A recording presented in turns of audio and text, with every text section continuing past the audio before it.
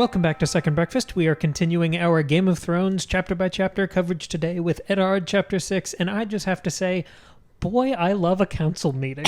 You really do. I knew you were going to enjoy this one. It's just an opening scene, but it's a nice way. Right. It's a nice way to come back in. It is really nice. Especially, I think we're missing that so much because we're also right now going through the Fire and Blood chapters that are connected to the House of the Dragon TV show.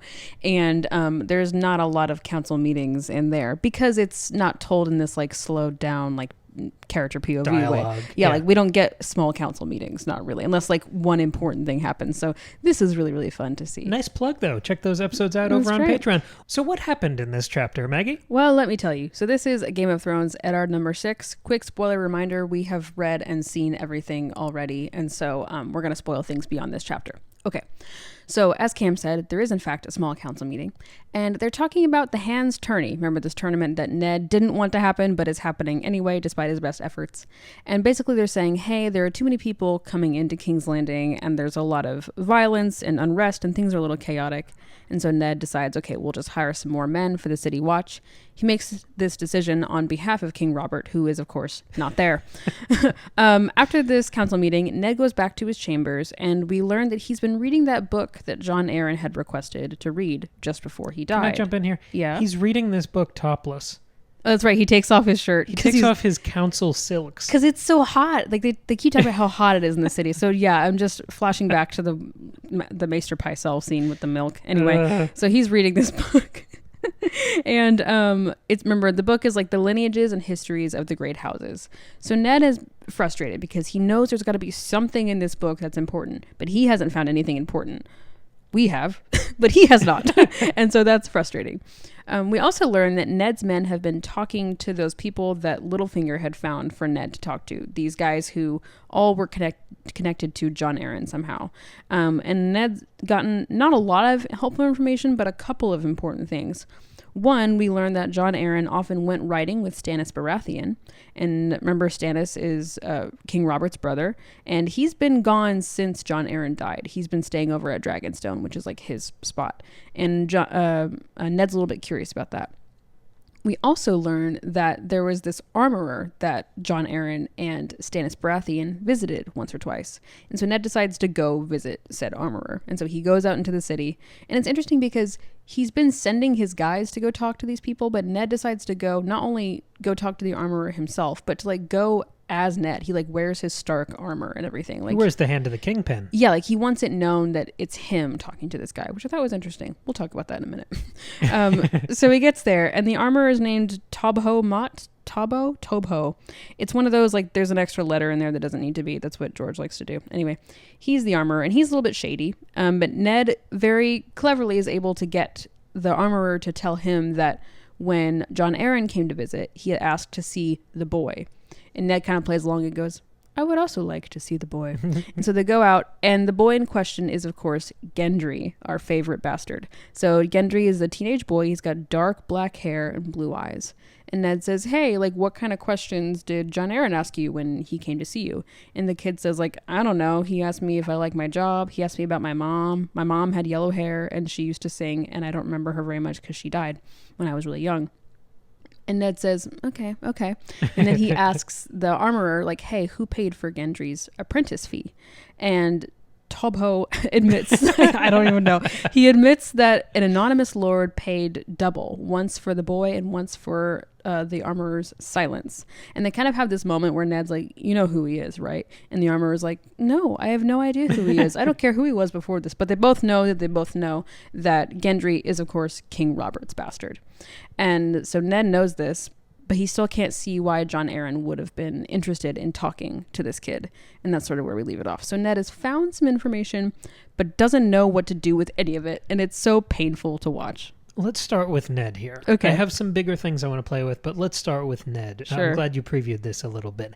Last Ned chapter, which was 2 chapters ago, right. We've barely left his side. Right. Last Ned chapter, we were discussing him floundering in King's Landing. Oh, yeah, this time. World of liars and crooks. Mm-hmm. And we were saying that last chapter might have been the moment where his head finally sunk below the water and he became a hopeless case.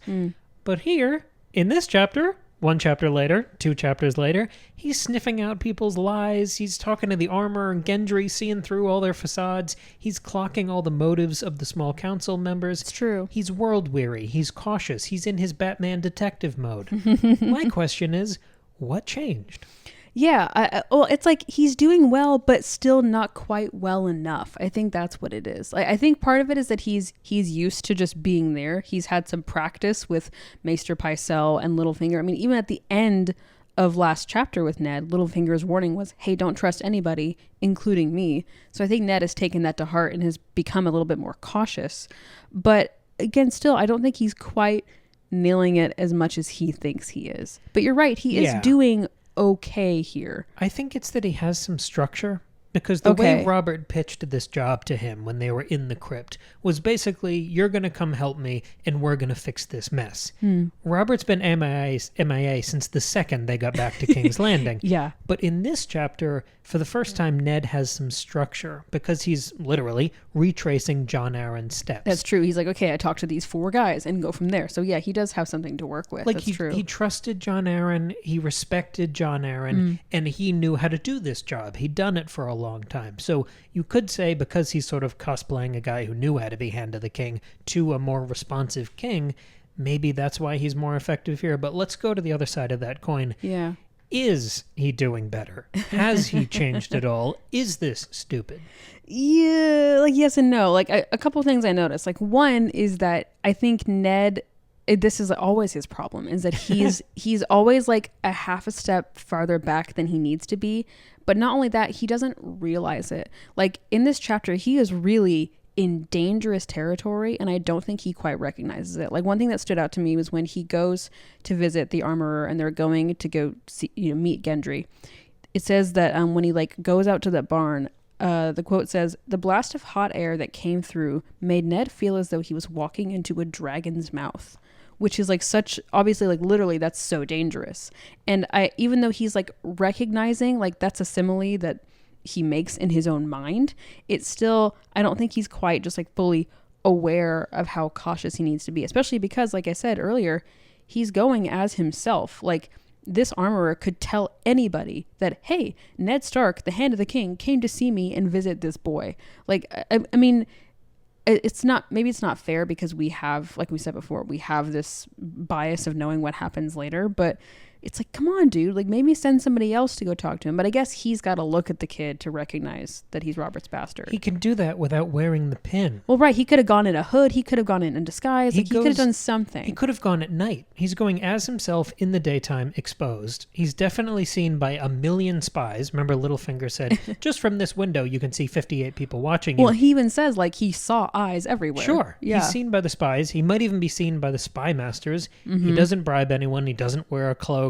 Nope. He doesn't attempt any stealth. Like, he's trying to get acclimated in this world of liars, and he does a better job here than he has recently. Yeah. But I still think, like you said, he's a step behind. He's still too honest to survive or even thrive in this world. Right. Well, and the other thing is, which this is like a bit of irony that I think we see a lot with him, is when he's looking at the book, the special book that holds all the key or holds all the answers. He says, it says there was something here, some truth buried in these brittle yellow pages. If only he could see it. But what? And I thought that was so funny because in the literal pages that we were reading in this book, all of the clues you need are in this chapter. Everything you need to know to put this puzzle together is there. We know, like, because Ned opens to the Lannister section of this book, and it says that Lan the Clever stole gold from the sun to brighten his curly hair. So we've got the blonde thing there. When he goes to talk to Gendry, when Gendry has thick, shaggy, and unkempt black hair. And Gendry also says that his mother had yellow hair. And Ned immediately can tell that Gendry is in fact Robert's son. Like, all the clues to put, like, all the puzzle pieces are there. And he just isn't putting them together. And again, it's not fair because I know the truth. So maybe I wouldn't have put this together. And I don't even remember, because I think when I first consumed this story, it was through the show. So it was different. So I didn't put it together until Ned. Well, actually, no, because we already know, because we know that Cersei and Jaime are together anyway. So it's so, like, maybe it's not fair to say, hey, you have all the things you need to know. Why aren't you getting it? Because we have more information. But he does figure it out like 3 pages later. He hasn't, though. He says it at the end. He says King's bastard. Well, yeah, he knows it's Robert's bastard. He doesn't know that means that Robert's I that think kids that'll are be the not his next kids. Ned chapter. But he's left like, I wonder why he was so interested in this. Like, Ned, why do you think? Keep it up. Like, he hasn't gotten it yet. Maybe. I think it's like it. I don't remember when in the story he figures this out. I think it takes a little bit more time. Okay. We're not even halfway through this book. I think he's got a lot more to do before he figures it out. I want to give him credit here. This is the first time he's putting pieces together. And I think the chapter sets that up, that he's improving. Obviously, we know it's not fast enough. I think you can tell the writing's already on the wall there. That's what it is, yeah. Because they're almost these nested detective missions within this chapter. There's one of him reading the book from John Aaron and then putting together the Gendry thing and figuring out hair and recessive genes a little bit. It's the first step that will get him to the realizations about the king's actual, supposedly, kids. But the other thing, the chapter has this bookend of him walking through King's Landing. At the beginning, during the council meeting, they're talking about walking through King's Landing when they're saying we don't have enough police, basically, to handle the crime surge that comes along with attorney. We've already had all of these dozens and dozens of horrible crimes happen because all these extra people are in King's Landing. Then, at the end of the chapter, Ned walks through King's Landing blasé without taking any precautions. That's true, yeah. So that's him not clocking. Yeah. And properly dialing into this detective mode he needs to be smart about. But he's slowly getting there with the bigger picture about the king's children. Sure. And I guess maybe this isn't fair because the last piece that Ned really needs to put this together is the Jaime-Cersei relationship. Because if they're not Robert's kids, whose are they? And he hasn't figured that out yet. And there's nothing in this chapter, in the literal pages that we're looking at, that indicate that. But so maybe that's not fair. I mean, even the way we talk about Robert in this chapter, there are certain things that you just take for granted. The king's kids are his, especially when the way we talk about Robert in this chapter is his affinity for prostitutes. Right. That he's the guy who's constantly banging and having kids. Sure. So you don't question when the one thing that differentiates him from Stannis, who I'm about to talk about, is that Robert is extremely horny and Stannis isn't. Then I don't think you're thinking, are his kids his? Because of course he has all these kids. Yeah. Oh, he has some extra kids? Okay, I guess that makes sense. Yeah, sure. Yeah, it's like of course, like no one's going to immediately jump to, oh, the kids must be the product of incest. Like no one's going to jump to that at the beginning. But it is still so... Again, we don't have germ theory. So him trying to figure out recessive genes, that's a couple jumps. It's still just so painful because it's right there and he just... doesn't quite have it, and it's just sad to watch. I mean, I guess these people not. don't have toilet paper, Maggie. I know. I'm so like mean. Use? I'm like, everybody here is so dumb. I wouldn't survive 2 seconds. What in do this they world. use? Toilet. I don't know. Leaves? Well, they have chamber pots, so they're doing it inside. Bidets? I don't know what they use. They probably just use like a towel, like Ew. a hand towel. Reusable. No. That means you'd go through millions of hand towels a day throughout King's Landing. Well, okay. In other places, okay. In the Red Keep, when you're rich and fancy... You know how often I think about this question? Yeah, when you're rich and fancy, you have chamber pots so you can, like, go inside. When you live out in the city, you just go to the outhouse outside and go in the hole in the ground. Like, you don't... Right. You know what I'm saying? And what happens after the going? The wiping. They probably use leaves and shit, but I'm saying in the castle, they have 1,000,000 towels. I don't know. Do they? I don't know. Wouldn't towels have to be, like, sewn by hand? I mean, you can just put, like, random strips of fabric. Like, they don't have to be fancy. Still, wouldn't fabric be expensive? Yeah, fabric is expensive. I don't know, Cam. I'm saying it's a long way from that to paternity tests. Well, that's true. We got to prioritize our scientific advancements here. Let's talk about Stannis. Okay. Stannis is currently rotting away in Dragonstone. And this feels like a bad omen. Maybe it's because I've seen the show. Maybe it's because we're reading House of the Dragon over on Patreon, or Fire and Blood over on Patreon, which is the source material for House of the Dragon. Very confusing. But Dragonstone feels like a bad omen. I'm thinking about what happens when Targaryens set up shop in Dragonstone. We have Dany setting up shop later in the series, and that's where everything goes to shit. Rhaenyra has set up Dragonstone over the course of season 1 of House of the Dragon, and the main association I have with her setting up camp there is the season 1 finale, where she finds out that that her kid has been killed and his dragon is dead too. Rough stuff. So it feels like when you set up at Dragonstone, you're kind of doomed. It's a little bit of like a kiss of death because you're setting up your military encampment away from the action. You're isolated. You're remote. It's somewhere to harden and lose touch with reality. It's a place to receive news of your losses instead of like a home base that you can then go on these excursions from. Interesting. It seems doomed every time someone sets up camp at Dragonstone. The question I wanted to play with, is this a coincidence? Is this always going to happen when you set up camp somewhere that's too far from the action? Or are there areas of Westeros that are more or less cursed? For example, something awful happens in a place, or repeatedly happens in a place, time after time in all these different eras, and that place kind of gets a stink on it. It becomes a little bit haunted. There are places we've seen, even not even using Fire and Blood or House of the Dragon, just in the standard Game of Thrones canon and in that show and series.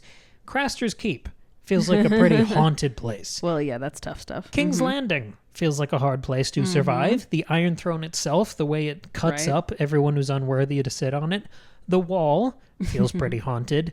The Twins, that area seems pretty haunted, especially after the Red Wedding. Yes. It's almost like these locations can become stained. I mean, Harrenhal too. Harrenhal is like constantly being burned and haunted and full of terrible cruelty and all kinds of shit. Yeah. It's a new wrinkle that we're adding on. I'm almost pulling back to Sapkowski when we talked about the problem of evil.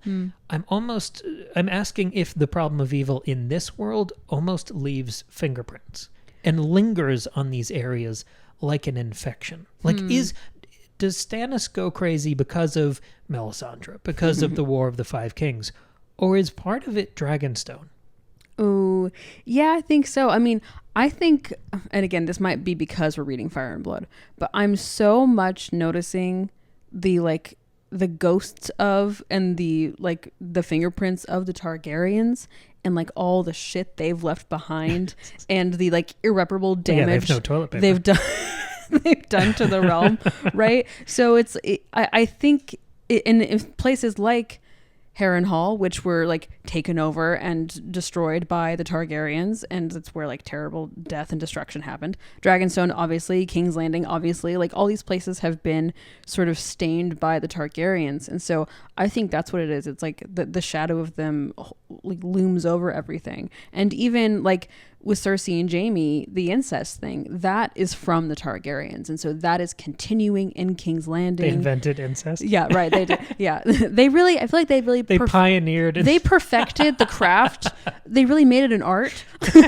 And that's carrying through here, right? And then even, of course, like Dany, like she's got to deal with the shadow of and the... Incest? Yeah, no, just the Targaryen stuff in general. But yes, also then when she gets with Jon. But so I think it's more like it's the Targaryens more than anything. Because there are so many eras of history, so many cycles of Targaryens going through Fire and Blood. And again, that is a 2-part history that George has only published the first book of. That's right. Covering so many eons and eras. So if you take in totality, I mean, I like this idea of sort of limiting it to this Targaryen sort of problem of evil.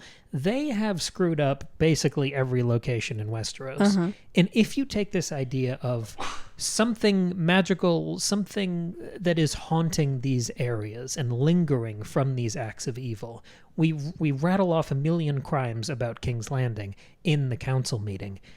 You could probably say that every area in Westeros is somehow tainted, haunted, or cursed. And I think that serves that weird, quiet magic of this series, where you have things like direwolves that feel kind of magical, but they're not, but they kind of are. Right. You have things like dragons. Those are pretty that magical. Are like nuclear weapons and cats. And you don't really know. And sometimes they're pets, and sometimes they're as old as Aegon the Conqueror. And they're you know, like there's an uncertain magic to a lot of this. In the same way, we believe in the Seven in Game of Thrones because we're so tuned into the Stark perspective, but they don't express themselves, those gods, in the same way that Melisandre's god does when she has the shadow baby in season 2. Right, yeah. So maybe there could be a quiet power of these unseen old gods, of all of these quiet forces that give us the sense of magic in this world without any active proof. Maybe some of these quiet curses on these locations could be that manifestation. Yeah, I think that's right. I think that's a good way to put it. And it's not like the Targaryens are the only source of evil, and that if they hadn't been here, everybody would be living in harmony and there'd be no evil in the world. Like, they're not the cause of the problem of evil, but they are certainly, they've really used it the most. Like, they've been the most active players in wreaking all this havoc, because they've been in power. They've had the ability to enact all of this evil. Interesting. Yeah, so it could be a larger point about power. They just happen to be the wielders of that power usually. Yeah, that's really fascinating. Another, I hate to keep bringing it back to Fire and Blood, but it's only for a second, because there was something I was noticing in here that I did also notice in our Fire and Blood discussions, that I want to bring here, and that's talking about whores and bastards and that kind of thing. I'm not going to connect it to Fire and Blood anymore now, but I noticed it there. I'm noticing it again here. I also just want to say, whore is the word that George R. R. Martin uses, so that's the word I'm going to use. I don't like the way it sounds coming out of my mouth, but that's the word he uses, so that's why I'm going to keep saying it's it. the word the characters use. Let's not blame the author, but that's what I mean. That's what I mean. That's the canon word. Okay. So, one thing I mentioned in our Fire and Blood discussions was how is the connection between whores and bastards, because bastards come out of literally whores. You don't get a bastard without a whore. And I don't just mean like a sex worker. I also mean, why are you laughing at me? It wasn't the words, it was just the tone, the way you said that, like, of course. Of course. And I don't just mean like a woman you pay for sex. I also mean like this idea of, in this world, you get a bastard when a woman is sexually available and over eager, right? Like, it's in this world, we are always blaming the woman for the existence of a bastard. It doesn't matter if it's the woman who's married and strays from her husband, or if it's the husband who strays from his wife. It's always the woman's fault in the eyes of the people in this world. Okay. So there's a constant fear of and dislike of bastards, right? Like, they're distrust, certainly. And you see that a lot in Fire and Blood. And so far in the Game of Thrones story, we've mostly seen it just as it gives you an automatic low status and people dislike you. Even at the wall. Right. Yeah. Because even though Jon is like of a higher standing because he's from a rich family, he's still a bastard. And so people call him that, and they use that as a word against him. But in this chapter specifically, we see there's a lot of talk about whores in here. Yeah. Ned even notices it. Yes. So, and it's interesting because the discussion of whores, they're simultaneously laughed off by men, and yet the whores hold so much power in this chapter especially. So, for example, when they're talking about the tourney and they're saying like, hey, it's causing all this violence, they also say, like, because Ned says, well, okay, this is another reason why we shouldn't have it. But then some of the other members of the small council say, well, it actually brings in a lot of money for us because like people are coming in. It's like tourism money. And Littlefinger says every inn in the city is full, and the whores are walking bow-legged and jingling with each step. So he's making fun of these women, obviously, but like they're bringing in the money, right? Like, and it's they essential. Work for him. Exactly. Yeah. And even they talk about, like, Renly says, hey, remember that time Stannis wanted to outlaw brothels? It's so funny. It's such a like the lady protests too much moment where Renly's like joking about how his brother doesn't want to have sex with his wife. And I'm like, Renly, come on. But so he says that Stannis had wanted to outlaw brothels, and they all laugh that off. But then King Robert's response to that basically suggests that brothels are as essential as eating and breathing. Like, they are essential and we can't get rid of them. So like, there's that power that the whores have there too. And then Littlefinger jokes that Stannis won't return to King's Landing until they've, quote, scourged all those whores into the sea. And so it's like, not only is like, you need to get rid of them for Stannis to come back. That's how much power they have over him. But that's also what ends the conversation. Like you said, Ned says, I've heard quite enough about whores for one day. And so even though they are this running joke in the conversation, they're holding so much power over everything. And then later in the chapter, when Ned learns that Jon Arryn and Stannis had visited these brothels together, we know, because we know how the story goes, that that's to get information. They're not going there to have sex with women. They're going because they want to get information from them. All the women in these brothels are going to know who's come by, who's been clients of theirs, who's had bastards, and where those bastards are now. Who slept with the king. Right. So presumably that's how they found Gendry in the first place, is the women at these brothels knew where he was and who he was. And so they have that power of knowledge, which is so important in this story, especially. And so these women all have all this power, even though they're laughed off.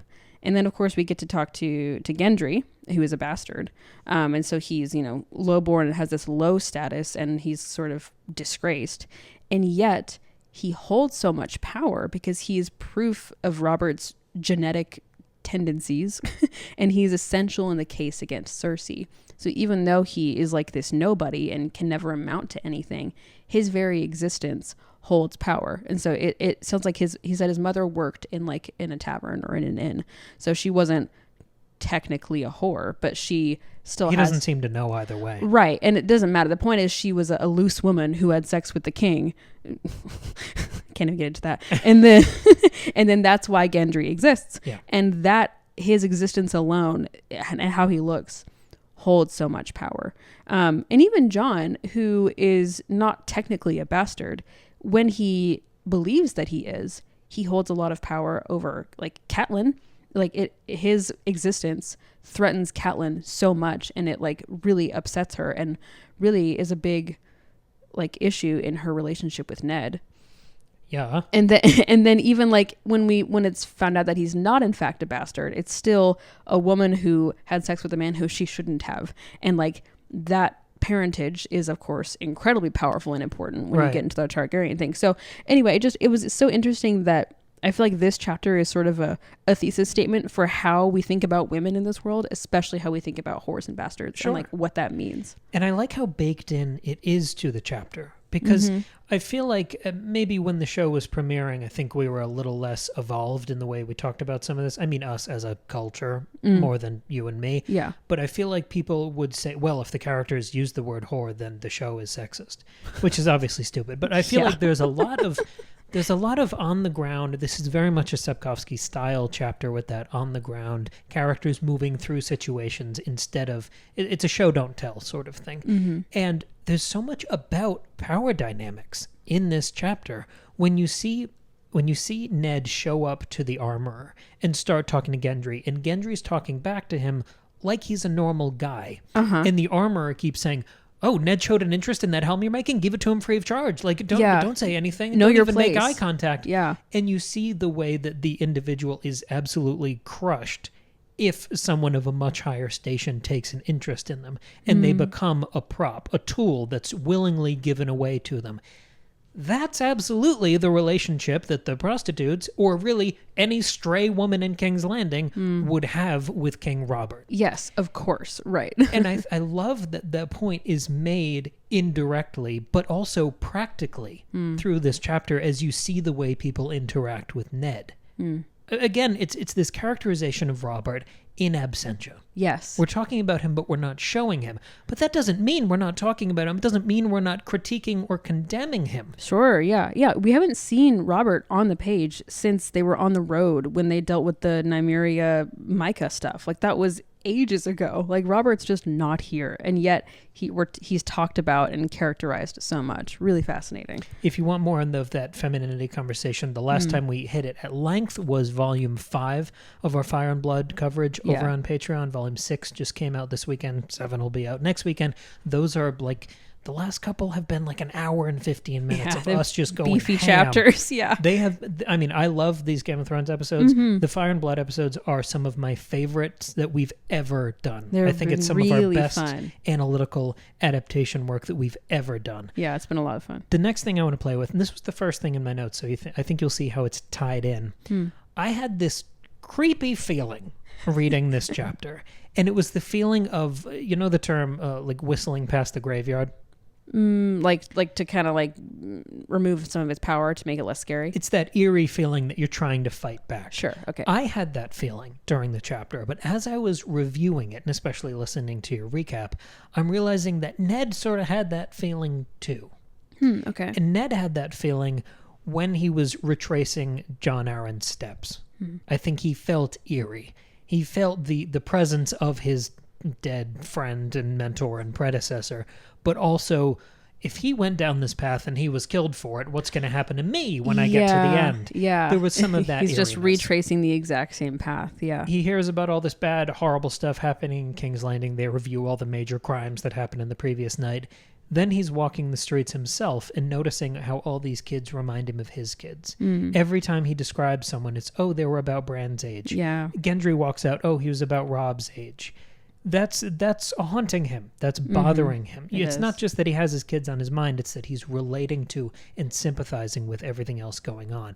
And when you have that level of empathy in this world, you're an open wound. Yeah, he's way too empathetic. You're so right. Yeah. But there's more. It's when Renly walks up to Ned and shows him this locket that has a picture of Marjorie in it. And Renly's like, does she look like anyone to you?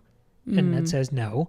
And Renly says, no, she looks like Lyanna, doesn't she? And there's that whistling past the graveyard feeling of Ned, one, having to now think about his dead sister, but also, like, why is my dead sister being, like, resurrected as this totem or prize for this other guy? Like, oh, I got a wife that kind of looks like my older brothers. It's this interesting kind of weaponization of familiarity, of the way we talk about echoes with the Renly thing. And then, of course, he gets to the end of the road and there's Gendry, who's a walking echo of young Robert. And it's again that uncomfortable familiarity that Ned seems to wrestle with through this chapter. And maybe the personal aspects of that are what blinds him to playing the Game of Thrones better. He was curious and worried about this stuff and thinking about his friends and family. Maybe that's why he went as himself during the daytime wearing the pin. Sure. But for me, it was this larger familiarity because I'm not just bound to Ned Stark's life experience. I've read all the books, seen the show, read Fire and Blood, seen House of the Dragon. I've got a wider lens looking at this world, of course, than Ned does. And I'm seeing people and places and problems from all these other eras and perspectives clouding my mind here. It's echoes, it's memories. You keep talking about the cycles of history. That's been a big part of our Fire and Blood discussions. Obviously, it's an assembled history. I'm thinking about the riots. I have a couple examples. The riots in King's Landing. The violence in King's Landing. Yeah. Almost every season finale of Game of Thrones has a lot of that. House of the Dragon has a lot and will have a lot more of that too. Stannis being holed up in Dragonstone. I already went through how Dragonstone feels cursed and haunted. Even the Hand's tourney that we know is about to happen in Ned's, uncomfortable honor reminds me of the tourney in the House of the Dragon pilot. Sure, that happens alongside the death of, like, the only good person in that cast as Rhaenyra is born.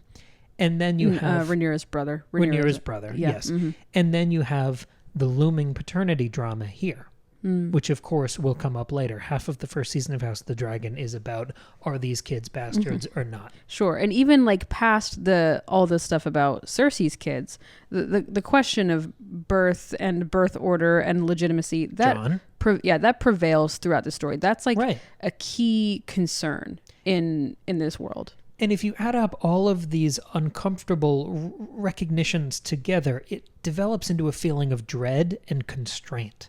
I'm seeing not just echoes, but they're of a certain flavor. It feels like I'm watching people make repeated mistakes. I'm watching people fall through the same trapdoors over and over again. I'm seeing these recurring blind spots for these characters.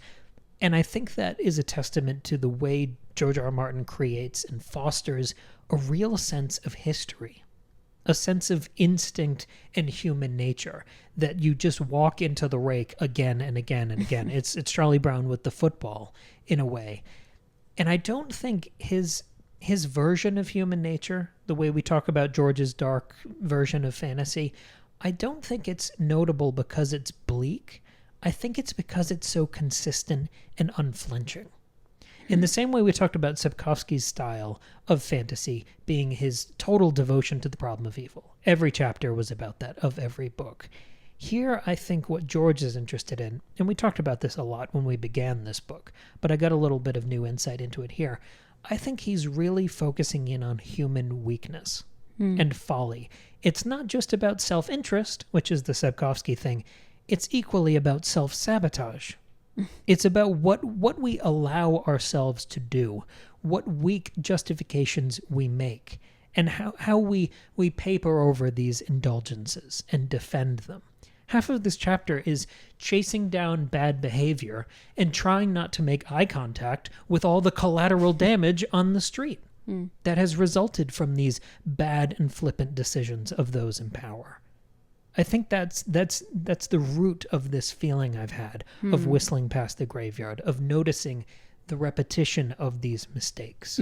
How painful and sad, and like frustrating when your characters don't recognize it, or when they don't recognize it enough to in time, or they don't do the right thing in response to it.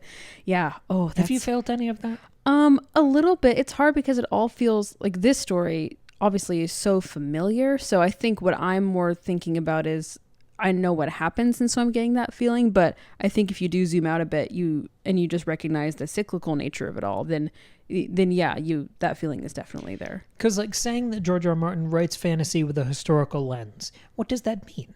Every story is a series of events, and you can call that a history. Sure, like what does that actually mean? Yeah. It's about the tone. It's about what those people are doing, what actions are recurring. Right. Well, and I think that might be what makes this story so popular and exciting and interesting for people, like in the books and the show, is it feels so real. I think that's why it's so alarming, is like, even though it's on an extreme level, you're like, oh yeah, this kind of thing would happen in our world if the circumstances were right and the wrong people had the right positions of power, right? So so we also recognize those cycles and tendencies in our own world and in actual people that we know or ourselves. So yeah, I think that's why it's so frightening and interesting, is because it feels like it could happen. It feels so true versus something that's a bit more, a bit softer, a bit more wholesome, a bit more aspirational. That's exciting and interesting in a different way, because you're like, oh, wouldn't it be cool if things could be this way, if people could be this good or could be this heroic or brave?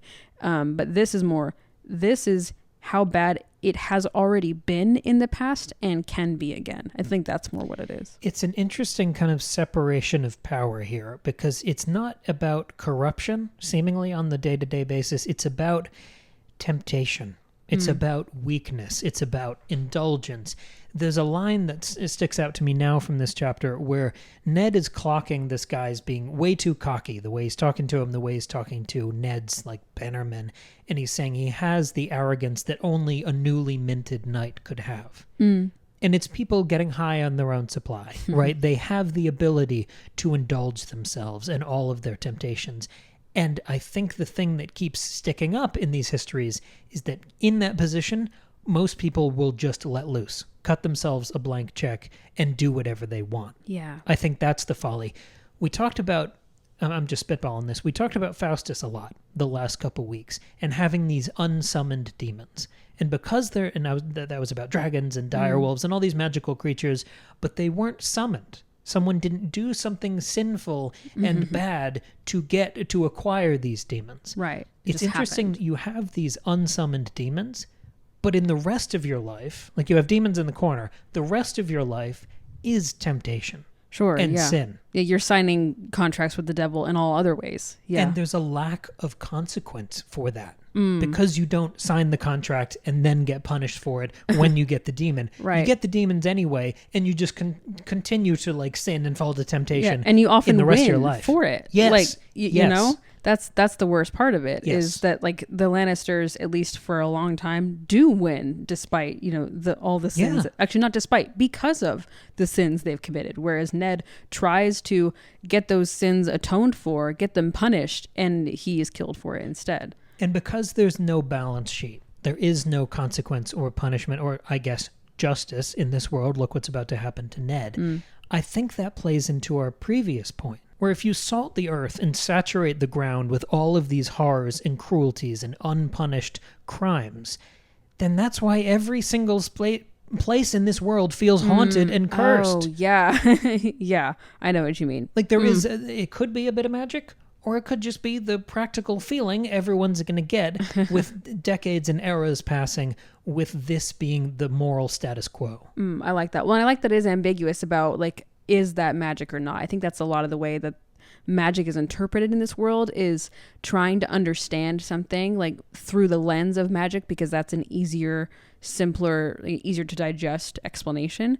Like, why does history keep repeating itself? Oh, because the Targaryens cursed us, right? Instead of it being humanity is naturally like has like it is false, is fallible, right? So instead of people wanting to admit that hard truth, it's, oh, we've been cursed by the Targaryens, but there also is a magic in our fallibility and the way we repeat things anyway. So it feels almost preordained by some magical power anyway. So it's that, I mean, Tolkien did that too, of like magic is the way to describe truths, but they are magical in and of themselves anyway. So that's kind of what's happening here. And it's nicely balanced because this chapter has a hopelessness to it in the recurring evil and mistakes and all that just keeps coming around, Lucy with the football.